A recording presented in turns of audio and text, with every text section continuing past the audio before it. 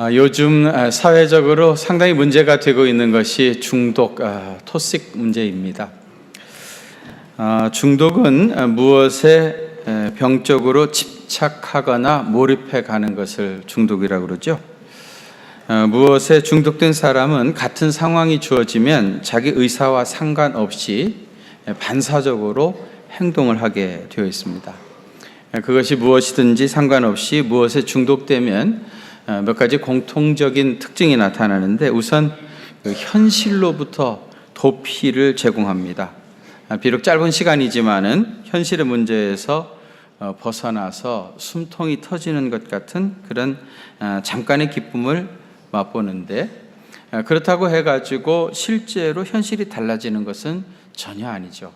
그래서 점점 현실과의 유리가 이루어지게 되어집니다. 또 일순간에 쾌감을 경험하게 됩니다. 어떤 흥분을 느낀다든지, 아니면은 그 감정이 진정이 된다든지, 어떤 해방감 같은 것을 느끼는 경우도 있습니다.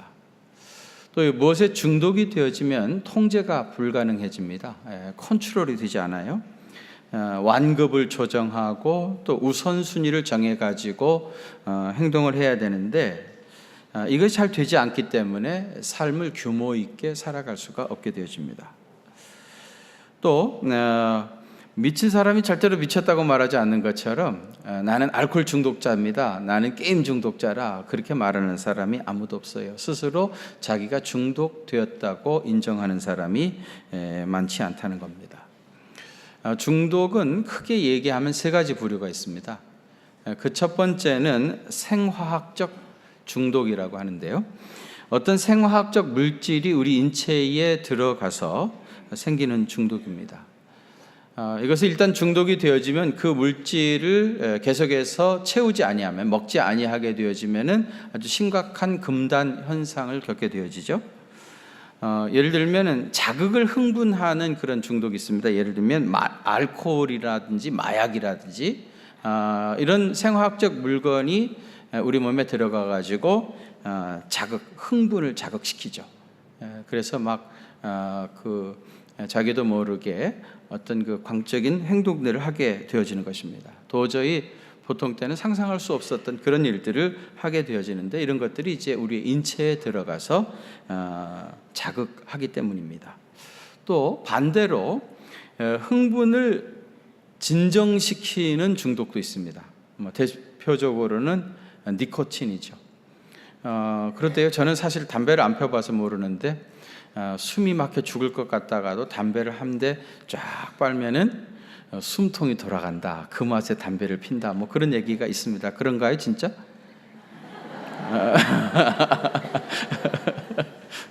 뭔가 알면서도 대답을 못하고 있는 그 어정쩡한 분위기가 잠시 연출이 되는데, 흥분을 진정시키는 그런 그 자극제도 있고요.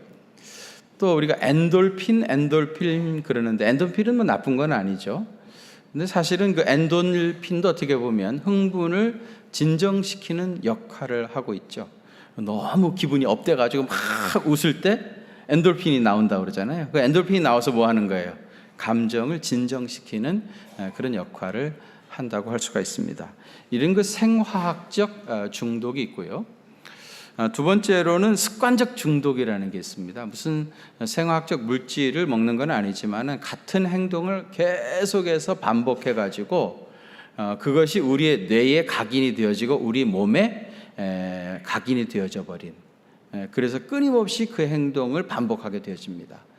이것도 그것을 하지 아니하면은 금단 현상 같은 것을 느끼게 하죠. 뭐 대표적으로는 아이들의 게임 중독, 또 포르노 중독, 쇼핑 중독, 도박 중독, 이런 것들이 있습니다. 이런 것들은 우리가 잘 아는 내용이죠. 그런데 숨겨진 중독이 있습니다. 예를 들면 공동 의존증이라고 하는 건데요, 디펜던스라고 하는 공동 의존증이라고 하는 중독이 있는데, 이게 뭐냐면은 사실 중독 중에는 굉장히 선한 중독입니다.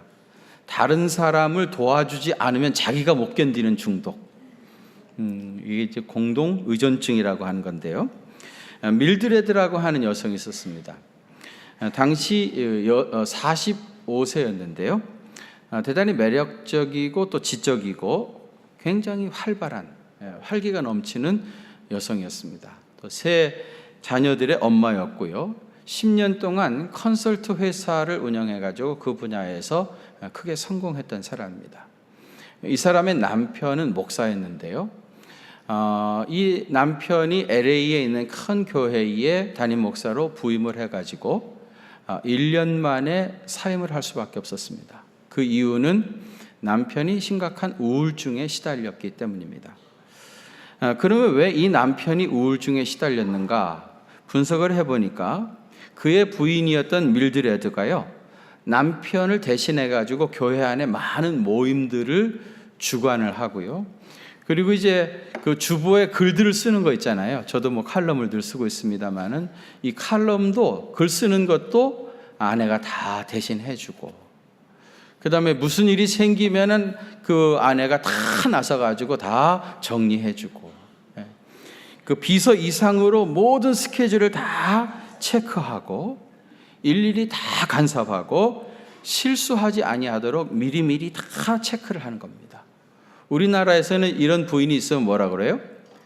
내조의 여왕이라고 그러죠. 내조의 여왕. 그런데 남편은 점점 무기력해지기 시작했고요. 결과적으로는 심각한 우울증 현상이 보이기 시작했습니다. 사실 상황이 이쯤이 되면 더 이상 남편을 돕지 말고 남편이 알아서 하도록 내버려 두면 되잖아요.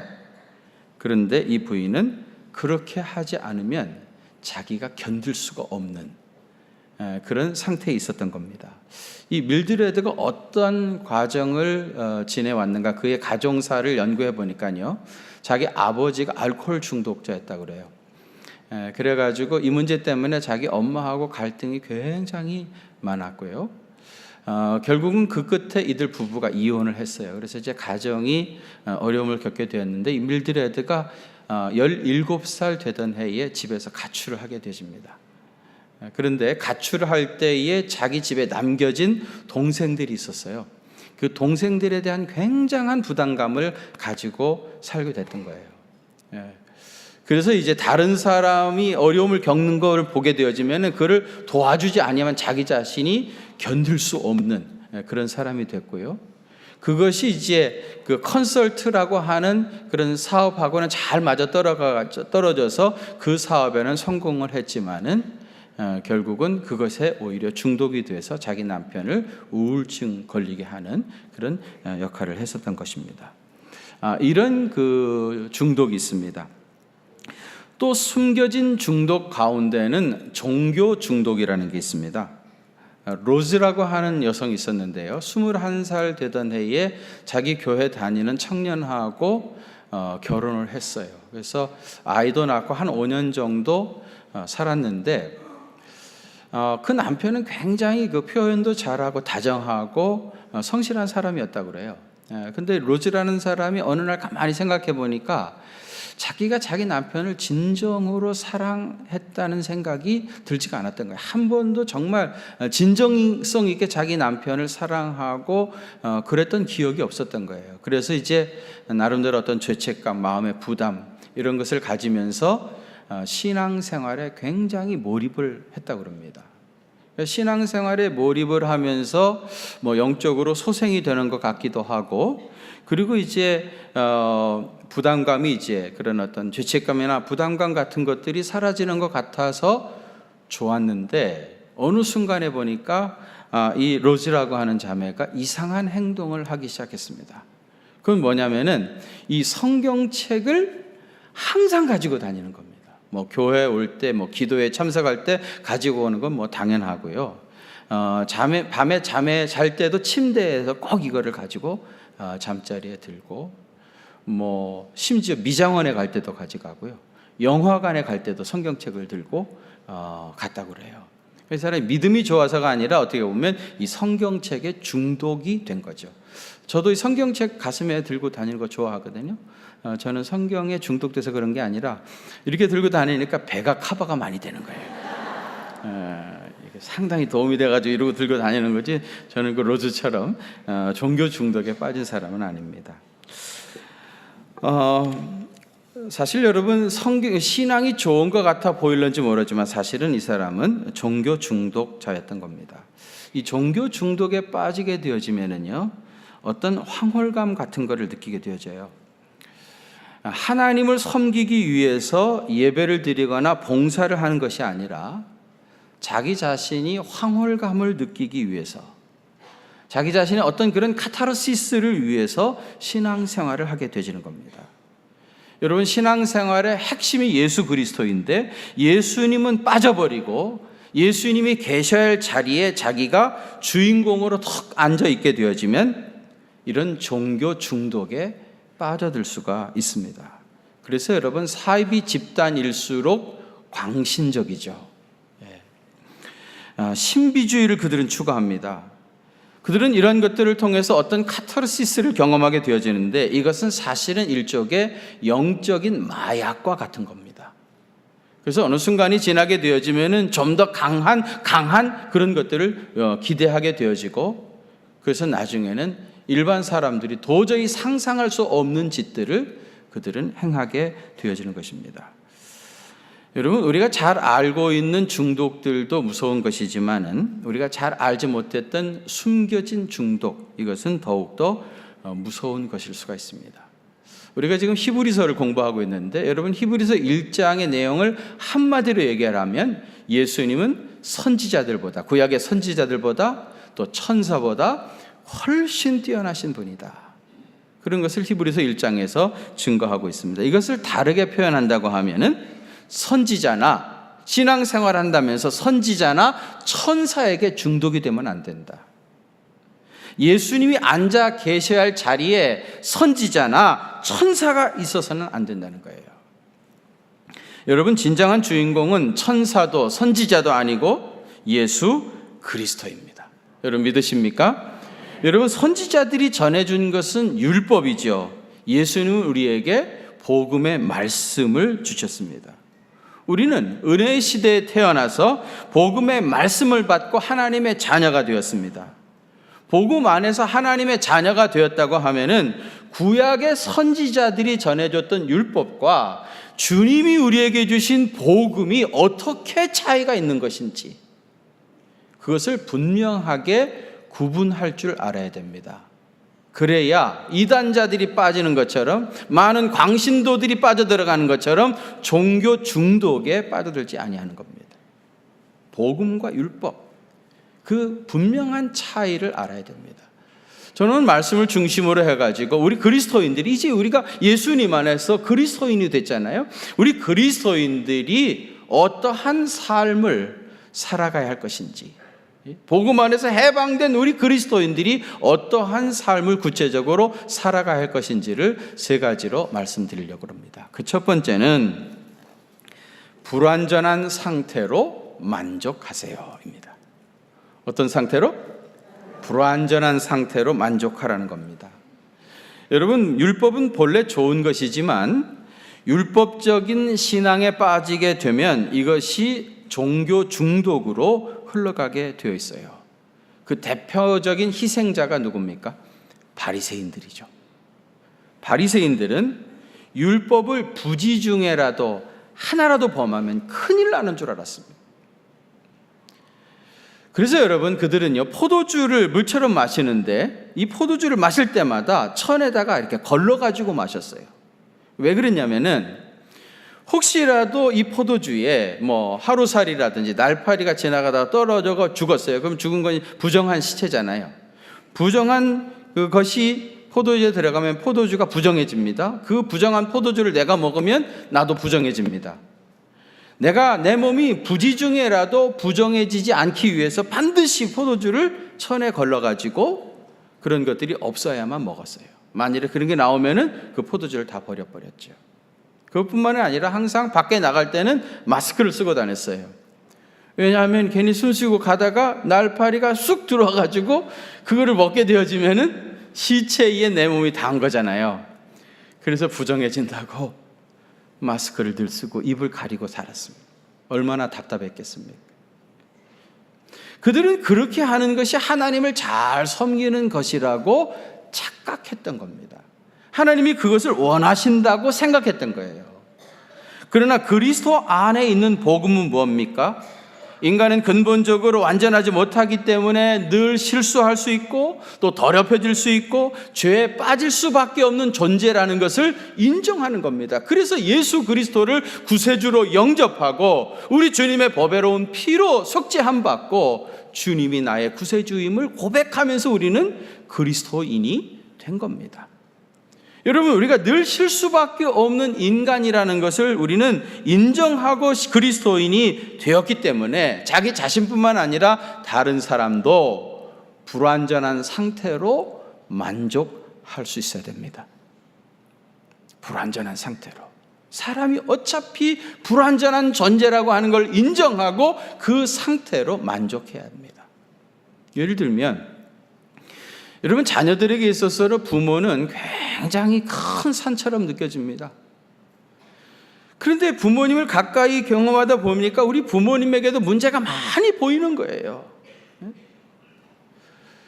그러다 보면 자녀들이 부모를 공격하고 비판하기가 쉽습니다. 여러분, 부모님이 온전하신 분이 못 돼요. 우리와 똑같이 허물이 많은, 실수가 많은 사람입니다. 부모님에게 온전한 것을 기대하면 잘못이에요. 불완전한 상태로 만족해야 합니다. 자녀들도 마찬가지죠. 우리 자녀들은 늘 말썽을 피우고 개구장이고요, 뭐 이런저런 문제를 일으킵니다. 끝까지 철이 안 나는 게 자녀들입니다. 그런데 여러분, 그런 자녀들을 있는 그대로 그걸 자연스럽고 당연한 것으로 받아들이고 만족할 줄 알아야 돼요. 너는 왜 그러냐고 그렇게 나무래고 따지고 뭐 이러면은 결국은 그 아이들이 그렇다고 해서 달라지는 것도 아닙니다. 어차피 우리는 그런 허물들을 가지고, 가족이라고 하는 것은 우리 자녀들이, 우리 가족들이 실수한 것에 대해서 함께 짐을 지고 같이 걸어갈 수밖에 없는 것이 부모 자식 간의 사이입니다. 배우자도 마찬가지입니다. 우리 속담에 모르는 게 약이다 그런 말 있잖아요. 그런데 이제 부부라고 하는 것은 너무 많은 것을 알게 되어지죠. 뭐 거의 100% 다 알 정도로 너무 많은 걸 알게 되어지는데, 근데 그 사람을 알아갈수록 결국은 그의 인간의 그런 부족한 모습들만 나타나기 때문에 실망을 하게 되는 거예요. 여러분, 사실 인간 속에 들어있는 것이 다 악하고 부끄럽고 수치스러운 것밖에 더 있습니까?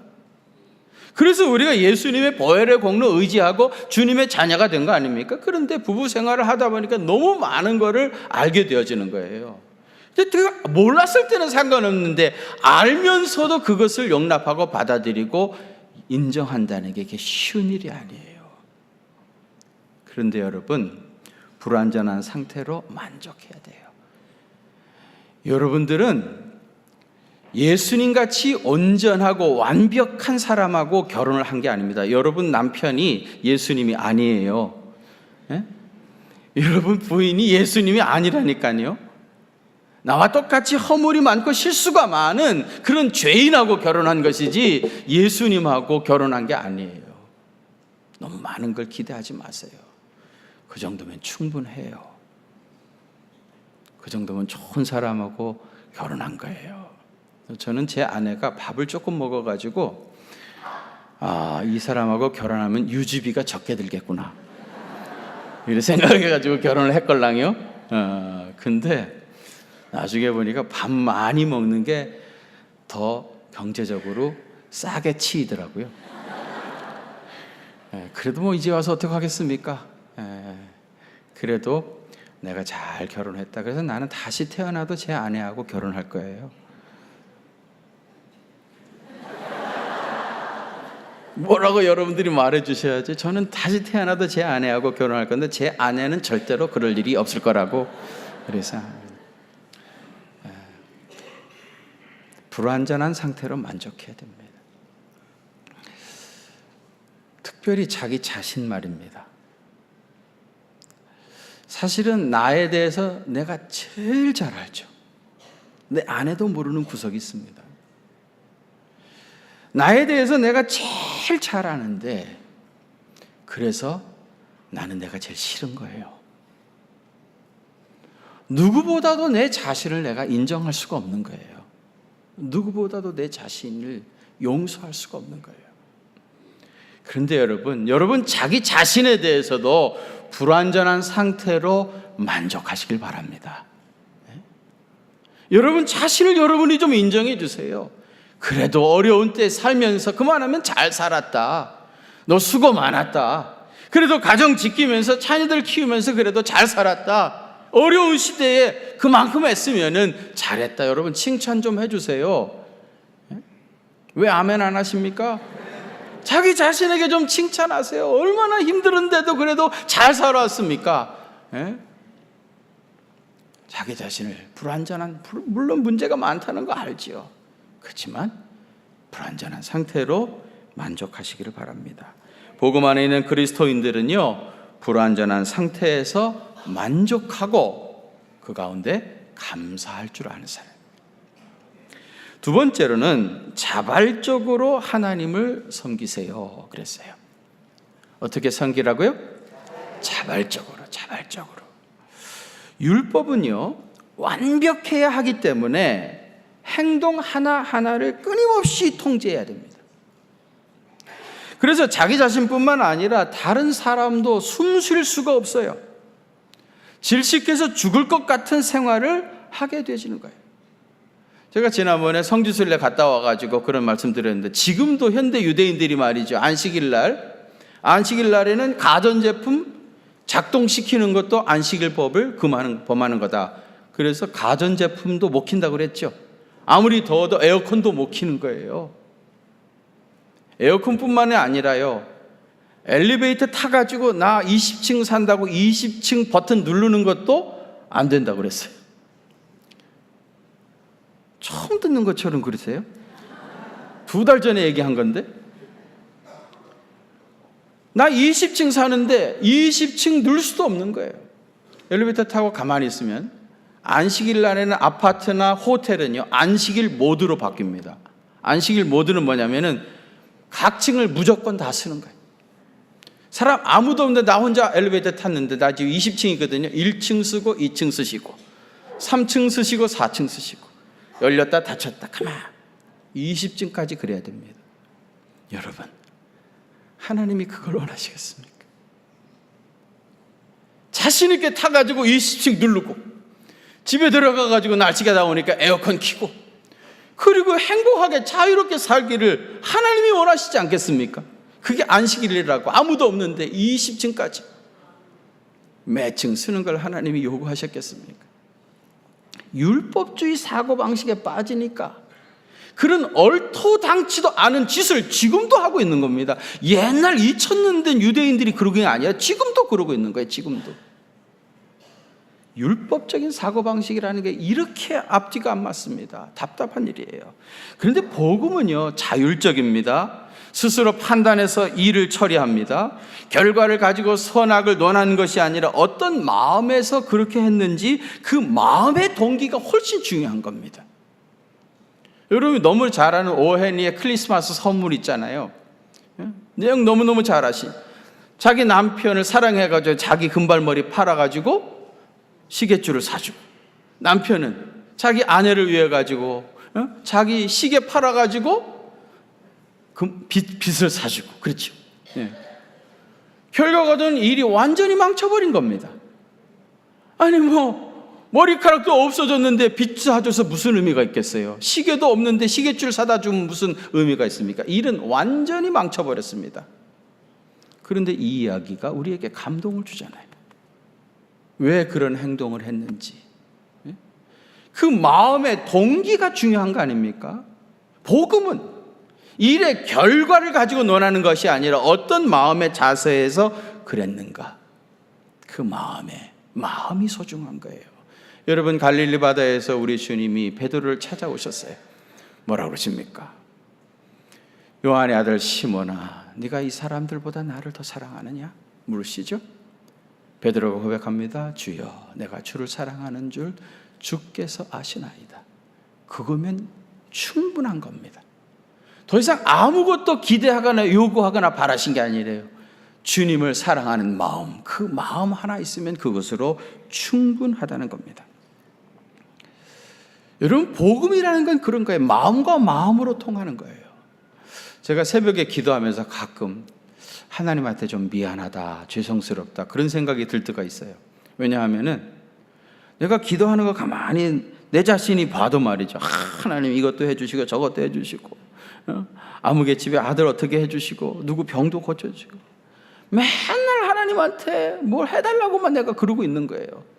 내가 이런 기도 계속하면 하나님 참 짜증나시겠다, 이런 생각이 들더라고요. 그래서 어느 날 회개하고, 하나님, 저와 우리 교회가 어떻게 되기를 원하십니까?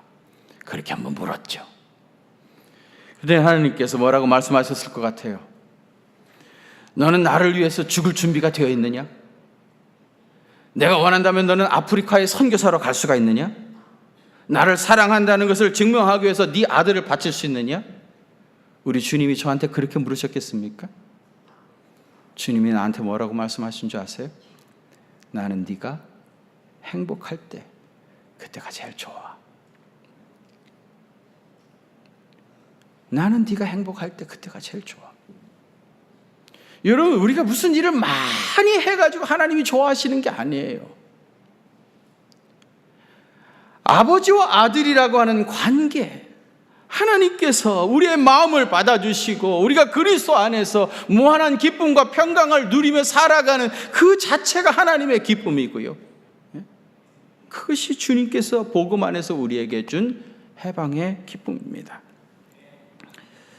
여러분, 율법적인 신앙에 빠지면 이것도 해야 되고 저것도 해야 되고 이것도 할 수 없고 저것도 할 수 없는 그런 수많은 제약 가운데 있지만, 은혜의 복음은 마음과 마음으로 주님을 섬기고 해방된 자유인이 되어서 자발적으로 주님을 섬기는 참된 기쁨이 있습니다.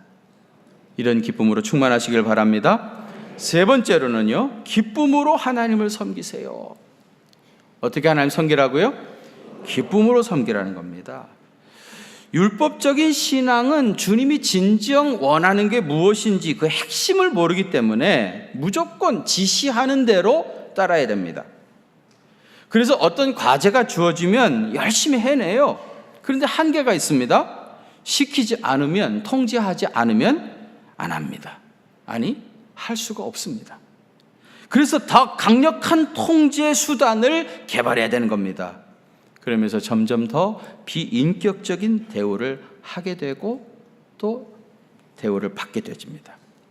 그러나 은혜의 복음은 기쁨으로 봉사합니다. 주님이 진정 원하시는 것이 무엇인지 알기 때문에 분명한 목적 의식을 가지고 자기가 할 수 있는 일을 스스로 찾아서 기쁨으로 봉사합니다. 그래서 봉사 그 자체가 기쁨입니다.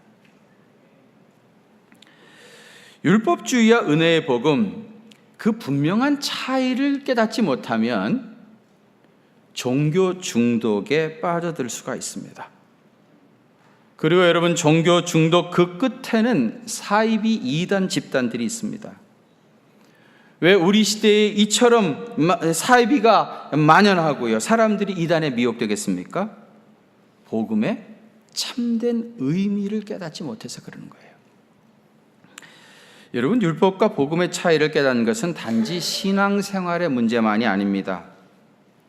율법주의적 사고방식을 가지고 있으면 생활 스타일도 마찬가지입니다. 그가 살아가는 삶의 스타일도 마찬가지예요.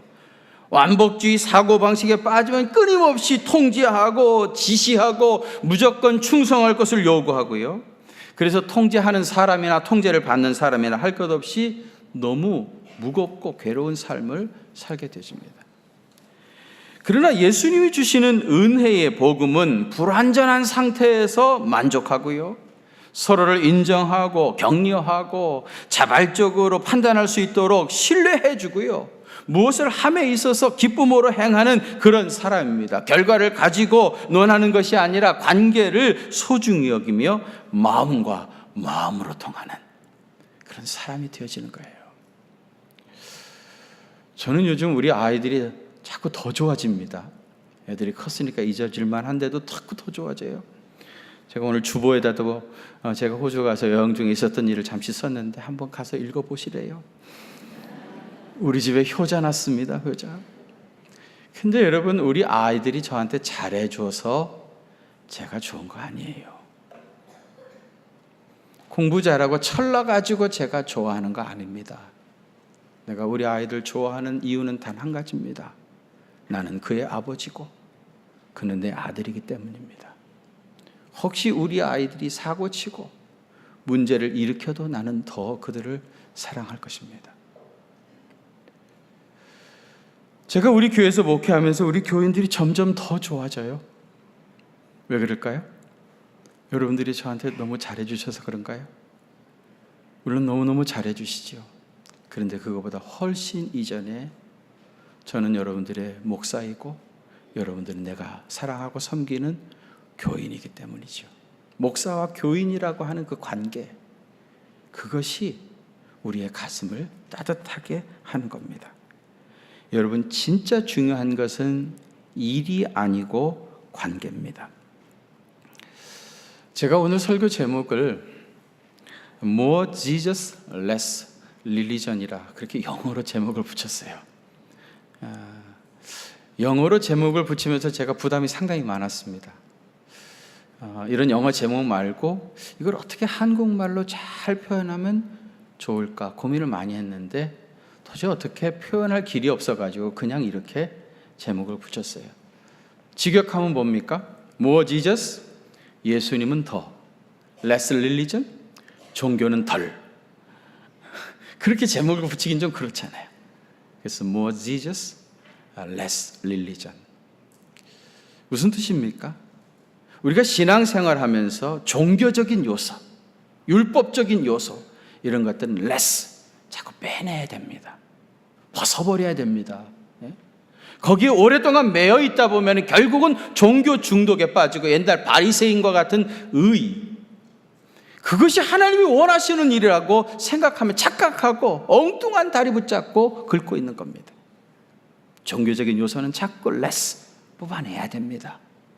그렇게 진짜 중요한 건 뭐예요? 예수 그리스도, more Jesus, more Jesus. 예수 그리스도가 우리 신앙생활의 핵심이고요. 예수님이 우리에게 복음을 주셨고 우리는 이 복음 안에서 참된 자유와 기쁨을 누리게 된 겁니다. 율법이라고 하는 그 엄청난 멍에를 벗어버리고 자유, 해방의 기쁨을 가지고 마음껏 주님을 섬길 수 있는 믿음의 사람으로 주께서 우리를 회복해 주신 겁니다.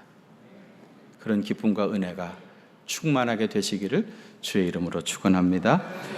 거룩하신 아버지 하나님, 우리가 신앙생활 한다고 하면서 너무 율법적이고 종교적이고 가식적이며 외식적인 삶을 살아왔습니다. 진짜 중요한 것은 그런 것들이 아니라 우리 주님과의 바른 관계임을 깨닫게 해주시니 감사합니다. 예수 그리스도로 더욱 충만하게 하여 주시고 주님이 우리에게 주신 이 복음 안에서 참된 자유와 기쁨과 해방을 누리며 살아가는 믿음의 사람 되게 하여 주시옵소서.